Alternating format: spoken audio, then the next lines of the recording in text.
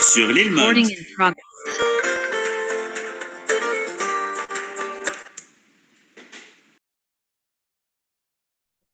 Shalom à toutes et à tous. On se retrouve comme chaque semaine avec le Rav Yehuda Ben Ishai. Bien sûr, c'est le premier Shabbat de l'année, Shabbat Shuvah.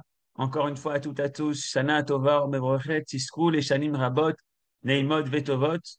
Et ce Shabbat, ce cours a été dédié également, je ne sais pas si vous avez reçu le Rav Ben Ishai, la demande, par Cathy Toubiana. Vous avez reçu la demande?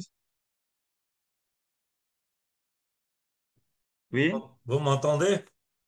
Oui. J'ai reçu. Super. Et donc, le titre pour aujourd'hui, tout est entre les mains de Dieu. Les Chavod. Toda rabba, shalom à tous et à toutes. On peut dire Shana Tova. Zéou, on est dans la nouvelle année et on est à la veille de Shabbat Shuvah. Donc, on est bien avancé dans les Aseret Yemei Teshuvah. On va bientôt passer Shabbat. Après Shabbat, il faut se préparer à Yom Kippour. Donc, on est bien en route dans la nouvelle année. Le cours est dédié à la mémoire de Pierre Saadi Ben Chana, Zichrono Livracha, par sa fille Cathy Tobiana. Alors, on va aujourd'hui parler donc de la paracha de cette semaine, paracha de Vayelech. Il nous reste plus beaucoup de parachutes jusqu'à la fin de l'année.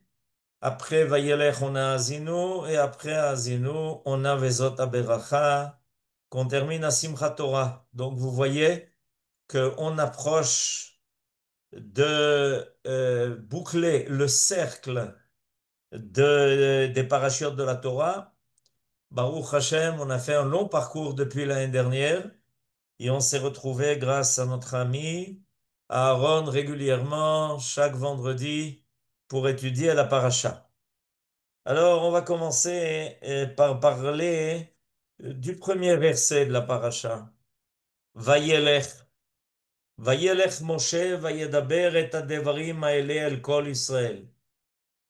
Évidemment, la grande question qui se pose et qui est posée d'ailleurs par le Or HaChaim Akadosh, quand on dit Vayelech Moshe, la Torah ne nous dit pas où il est allé.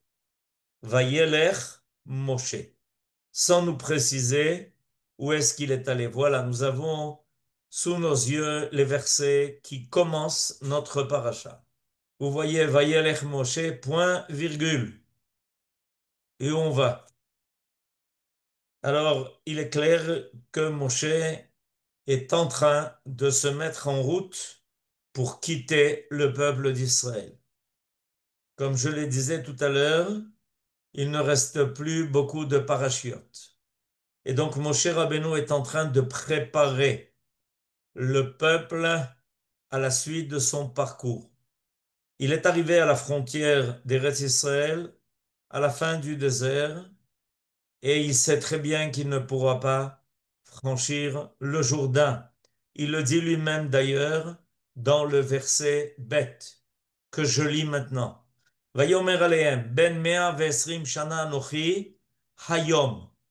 Je suis aujourd'hui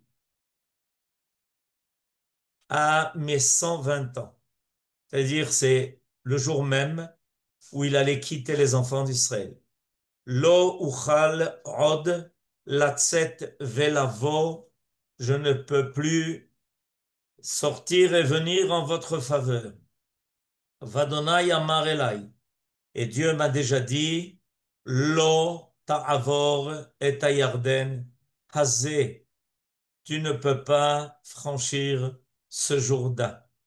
Imaginez-vous, nous, quelle chance, ceux qui habitons Eretz Israël, nous avons pu rentrer en Eretz Israël. Et Moshe va nous quitter, va se séparer de nous jusqu'à la fin des temps. On sait qu'il reviendra, mais pendant longtemps, le peuple d'Israël va se retrouver un peu seul. L'annonce par Moshe de son départ n'est pas une nouvelle facile pour le peuple. En effet, le peuple d'Israël a vécu des événements extrêmement agités avec la sortie d'Égypte et tout ce qui lui est arrivé dans le désert.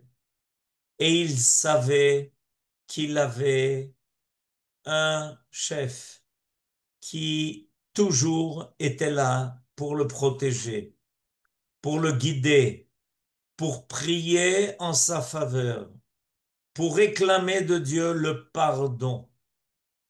Ce qu'il finit d'ailleurs par obtenir.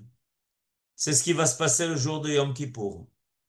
Le jour de Yom Kippour, Moshe Rabbeinu va prouver au peuple d'Israël qu'il est capable d'obtenir de la part de Akadosh Baruch Hu le pardon même des fautes les plus graves. Il redescend du Sinaï avec des tables de la loi qui sont entières pour être cette fois-ci remises aux mains des enfants d'Israël, alors que les premières ont été brisées. Qu'est-ce que Moshe Rabbeinu nous a prouvé par là? Quelle est la grandeur de cet homme-là qui n'a jamais désespéré de son peuple, qui a toujours cru en lui, qui a toujours fait ce qu'il fallait jusqu'au don de lui-même pour obtenir que Dieu continue d'accompagner son peuple. Et je voulais vous expliquer la suite des versets. Je ne sais pas pourquoi les versets maintenant sont descendus de notre écran. Toujours est-il que mon cher Rabbeinu, toujours conscient évidemment du vide qu'il va laisser, va annoncer au peuple d'Israël qu'il doit se renforcer, qu'il doit être confiant dans le futur. Pourquoi? Parce que lui reste dans le désert, mais Dieu ne reste pas dans le désert. C'est important de le savoir. Quand le peuple d'Israël quitte l'exil, Dieu ne reste pas en exil. Dieu, évidemment, non seulement va être avec son peuple qui franchit le Jourdain, mais il va même le précéder. Je vous lis les versets d'après. Si on les revoit sur notre écran, ça nous aidera. On est au pasuk Gimel. Adonai Elohecha, hu over lefanecha, hu yashmid et hagoyim האלה מלפניך וירשתם. יהושע הוא עובר לפניך כאשר דיבר אדוני. Je traduis. L'Éternel, ton Dieu, c'est lui qui passe devant toi. Voilà, les versets sont revenus. Vous pouvez les voir. Troisième ligne. Pasuk Gimel. Adonai Elohecha, hu over lefanecha. Hu yashmid et hagoyim haele milefanecha. C'est lui qui va exterminer ces peuples que tu vas trouver en face de toi et qui évidemment n'ont pas l'intention de t'installer, de te laisser s'installer sur ta terre. Virishta, mais tu pourras les conquérir. Yehoshua ou over lefanecha, kasher diber Adonai. Alors je voudrais vous faire remarquer que dans ce verset, il y a un paradoxe. En effet, au début du verset, il est marqué que c'est Dieu qui passe devant nous. Adonai Elohecha ou over lefanecha. À la fin du verset, quatrième ligne à la fin, il est marqué que c'est Yoshua qui passe devant nous. Yehoshua ou over lefanecha. Alors, qui est-ce qui passe devant nous? C'est Dieu ou Yehoshua? Ça, c'est une question qui est importante et vous allez voir par la suite pourquoi elle a son importance. Dans le même verset, Moshe Rabbeinu rappelle qu'après son départ, c'est Dieu qui passera devant le peuple. Et il rajoute après que c'est Yoshua qui passera devant le peuple. Les mêmes mots, Adonai Elohecha ou Over lefanecha, Yehoshua ou Over lefanecha. Ok, donc on a maintenant un chef qui va continuer l'entreprise de Moshe. Mais au verset Dalet, on revient à Dieu. Ve'asa Adonai lahem, כאשר עשה לסיחון ולעוג מלכי האמורי ולארצם אשר השמיד אותם. Et Dieu leur fera à ses ennemis qui t'attendent ce qu'il a fait à ces deux rois, Sichon et Og, et à ce qu'il a fait à leur contrée quand il les a exterminés. Et qu'est-ce qu'il a fait de cela? Pasuk et Unetanam Adonai lifnechem. Et Dieu les a mis devant toi, tombant devant toi. ועשיתם להם ככל המצווה, אשר ציוויתי אתכם. Et Dieu te demande de faire tout ce que, avec eux, avec ses ennemis, tout ce qu'il a ordonné aux enfants d'Israël, c'est-à-dire de partir à la conquête d'Israël, de se battre contre ses ennemis que Dieu met à leur disposition et leur assure la victoire. Et il les renforce. Chizku veimtsu, soyez forts, soyez vaillants. Al tireu, n'ayez aucune crainte. Ve al tartsu mipenehem, n'ayez aucune peur d'eux. Ki Adonai Elohecha, ou haolech imach. Parce que c'est l'Éternel ton Dieu qui va avec toi. Lo yarpecha, velo yaazveka. Il ne te permettra il ne te permettra aucune faiblesse et il ne jamais t'abandonnera. Alors quel est le rôle de Yehoshua? On voit bien que au verset Gimel, Moshe Rabbeinu parle de Dieu et c'est avec Dieu qu'il continue au verset Dalet, au verset He, au verset Vav.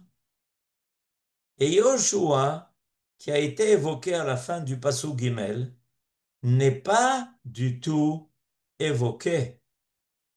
Bien que dans le Passouk Gimel, il est marqué Yoshua ou Over lefanecha.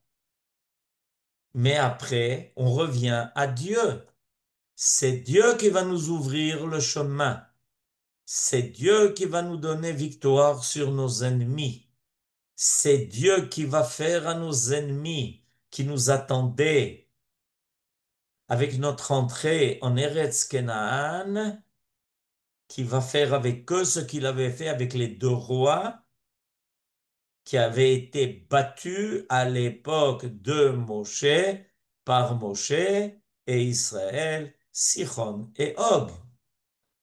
Et Dieu leur demande de se renforcer au peuple d'Israël en vue de cette conquête et de ne pas avoir peur parce que c'est Dieu qui va devant eux et qui ne les laissera pas succomber, ne subir aucune faiblesse et ils ne les abandonneront pas. Qu'est-ce qui se passe? Où est Yoshua? Intéressant. Et voilà que, après les versets que vous avez devant vous, c'est-à-dire au verset Zain, tout d'un coup, Yehoshua revient sur la scène. Vayikra Moshe le Yoshua vayomer elav le'enei kol Israël. Moshe convoqua Yoshua et il lui parla devant tout Israël. Chazak ve'ematz, sois fort et puissant, ki ata tavo et hamazé, parce que tu viendras avec ce peuple. El haaretz asher nishba Adonai la'avotam latet lahem, ve'ata tanchilena otam, parce que tu viendras avec ce peuple à la terre que Dieu avait promis à leurs ancêtres pour leur donner cette terre, et c'est toi qui feras qu'ils pourront la conquérir. Alors on a ici quelque chose de très intéressant qui demande à être élucidé. En fait, jusqu'à la fin du verset 6, Yahushua est invoqué derech hagav, pas de façon directe, comme étant celui qui va conduire Israël à sa victoire.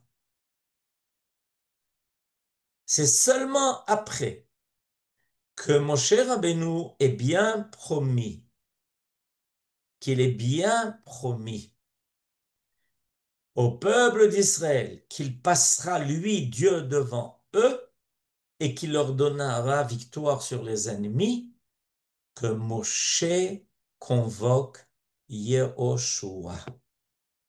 Alors regardez, Rashi nous fait une remarque. Quand dans le verset Zayin que vous avez maintenant sous les yeux et qui parle de la convocation de Yehoshua par Moshe, il est question de l'entrée de Yehoshua en Eretz Israël pour conduire le peuple. Il y a un mot qui a été choisi en particulier et que Moshe Rabbeinu a bien précisé. Je lis le verset. Vayikra Moshe le Yoshua vayomer elav le'enei kol Israël chazak ve'amatz ki ata tavo et ha'am hazeh. Aujourd'hui, on aurait employé le mot qui ata tavi et ha'am hazeh. En effet, Yoshua, qui est le successeur de son maître Moshe, est celui qui va amener les enfants d'Israël et qui va être à leur tête pour conquérir Eretz Israël. Mais dans le verset que vous avez sous les yeux, il n'est pas marqué qui a ta vie, tu amèneras, mais il est marqué tu viendras. Regardez, alors vous avez sous les yeux Rashi en noir, qui a tavo et amazé. Tout de suite, Rashi nous fait remarquer cette expression. Arrêt, traduction, traduction. Maintenant, nous avons une traduction en araméen qui est la traduction de Onkelos. Areat teol im aama adin. Tu viendras, tu monteras en Eretz Israël avec ce peuple. Tu montes. En fait, Moshe Rabbeinu a pris soin de ne pas dire que c'est Yoshua qui amènera le peuple en Eretz Israël, mais qu'il viendra avec le peuple en Eretz Israël. Le Or HaChaim Akadosh explique que en réalité, Moshe est en train de leur donner ici une équation. Et cette équation, elle est fondamentale. Il est évident qu'un peuple a besoin d'un chef, comme un troupeau a besoin d'un berger.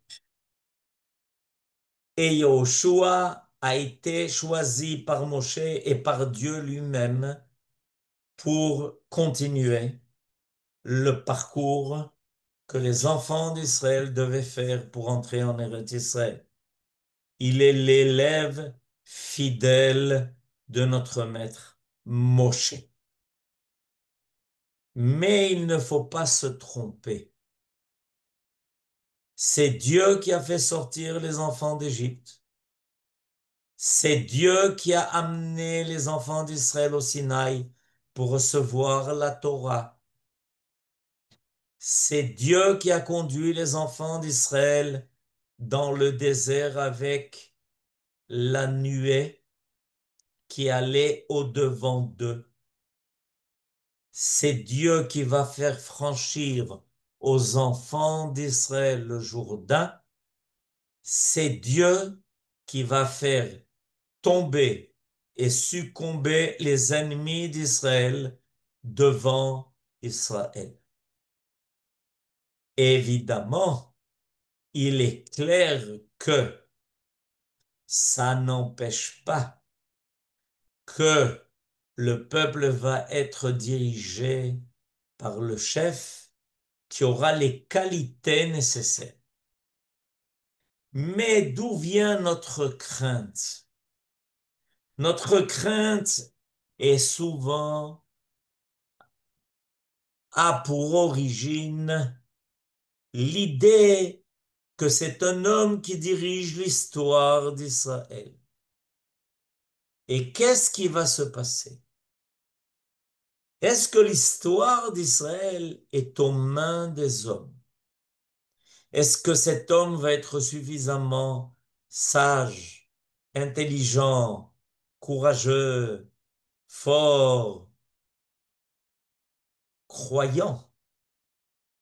Est-ce qu'il aura la foi qui sera nécessaire à cela? Et ça nous fait des fois hésiter dans la confiance que nous devons placer envers celui qui dirige notre histoire. Voilà que le peuple d'Israël finit de traverser le désert et que Moshe Rabbeinu leur dit, voilà, je vous quitte. Vayelech Moshe.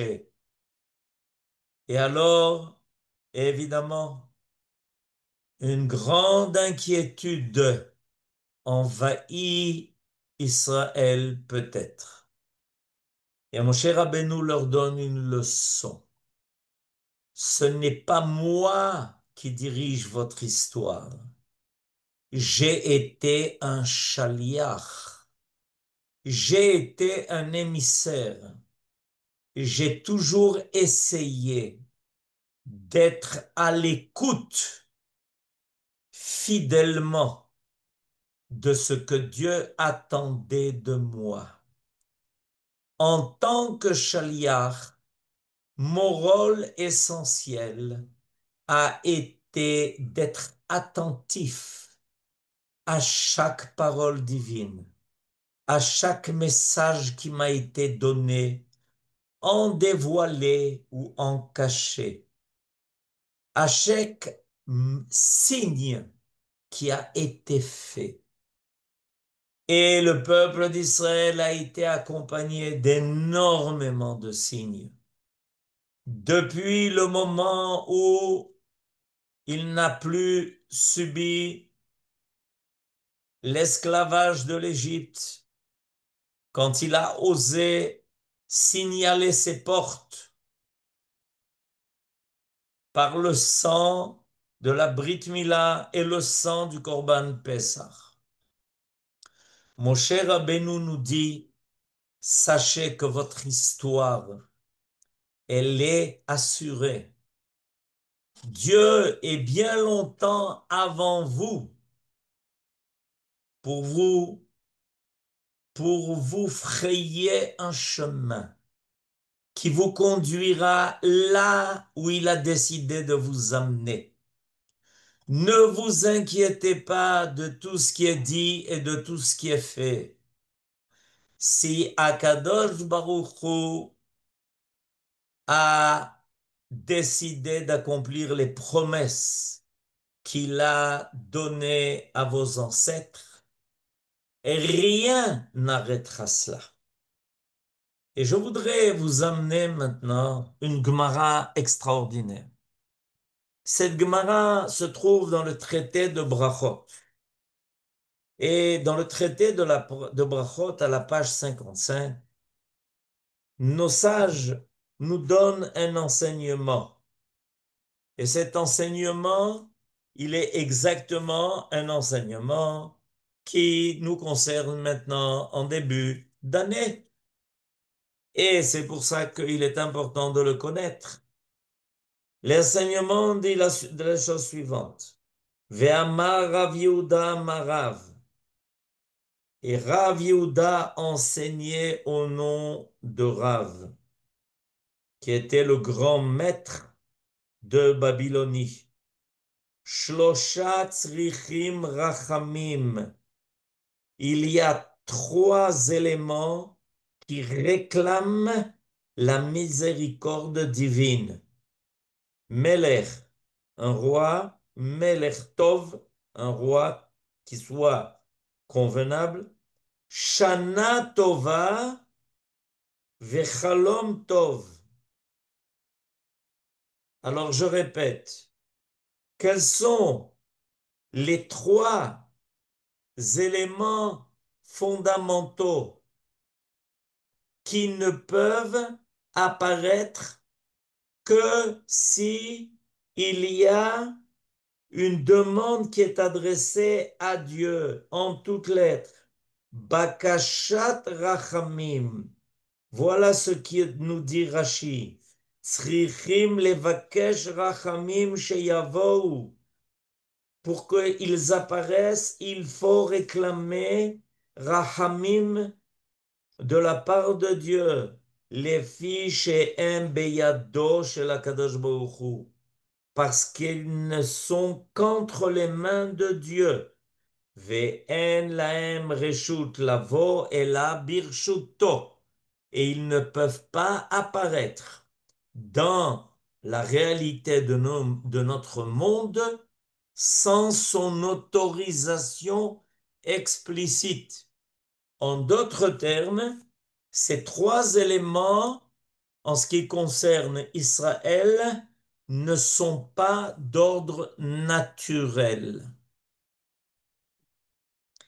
Il faut obligatoirement une intervention divine pour que ces éléments-là apparaissent.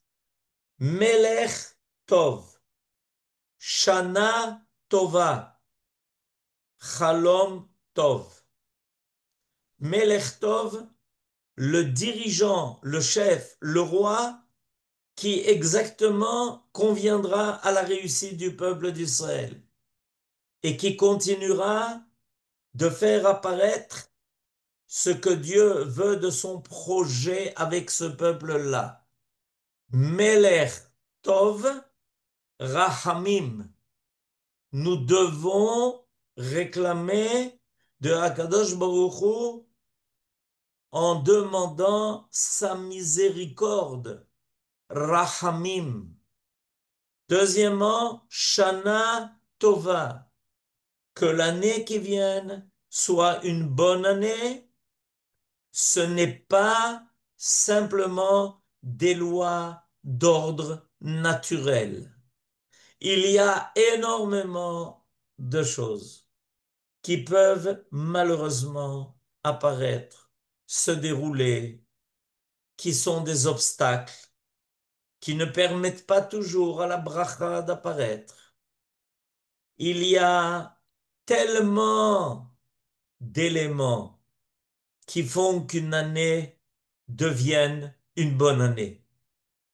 Ça dépend de tout ce qui peut se passer et de ce que nous sommes capables nous-mêmes de vivre. Shana Tova, il faut réclamer Rachamim. Il faut demander de la part de Hakadosh Baruch Hu Rachamim. Et les jours où nous trouvons maintenant ont un nom. Il s'appelle Yeme Haselichot Ve'arachamim. La Gemara, le Talmud, dans le traité de Brachot, nous dit, sachez que ce n'est pas pour rien, c'est parce que une année, pour qu'elle soit bonne, réclame quelque chose de surnaturel. C'est quoi qui est surnaturel? C'est la volonté de Dieu. Pourquoi est-ce qu'elle est surnaturelle? Parce que Dieu se manifeste dans ce monde par des lois qui sont d'ordre naturel, que l'on connaît, que l'on apprend, que l'on arrive des fois à manipuler, mais qui donneront des résultats qui seront toujours limités selon les règles qui ont été installées lors de la création du monde. Il y a aussi des règles qui déterminent l'histoire des hommes, la sociologie, l'histoire de l'homme, la psychologie. Tout ça, ce sont des lois qui sont fixes et déterminées. Mais Dieu est le maître et il est au-dessus de cela. Il est sur nature. Il domine la nature. Il dicte à la nature sa volonté. Ce que nous réclamons maintenant de Rosh Hashanah à Yom Kippourim est que le monde ne soit pas seulement dicté par les lois de la nature et les lois de l'histoire des hommes, mais qu'apparaisse sa volonté, qui n'est que le bien, qui n'est que le bon. Melech Tov, que ceux qui soient à la tête du peuple, qui dirigent le peuple, soient inspirés directement par Dieu, sans perdre la liberté que des fois on veut leur ôter. Si on veut que l'année soit bonne, il faut enlever les écrans, il faut enlever les barrages, il faut que les instruments qui soient capables d'intégrer la bracha ne soient pas limités, qu'il y ait une abondance qui puisse se révéler et s'intégrer. Shana Tova, c'est surnaturel. Et pour que nos rêves ne soient que des bons rêves et qu'ils puissent aussi se réaliser sans qu'ils ne soient déterminés par ce que nous voyons, nous entendons, nous rencontrons, ce que nous imaginons, nos peurs, nos craintes, toutes nos limites et nos difficultés, il faut réclamer Rachamim. Dit dans notre paracha, notre maître Moïse, aux enfants d'Israël, sachez que Dieu précède Yahushua. Vous vous demandez comment Yoshua va-t-il arriver à vous assurer la conquête d'Eretz Israël alors que tout le monde est contre nous, que tous les peuples de Canaan, féroces, cruels, se préparent à vous empêcher la conquête de ce pays qui est le pays de Dieu. Mais Dieu est à l'avance.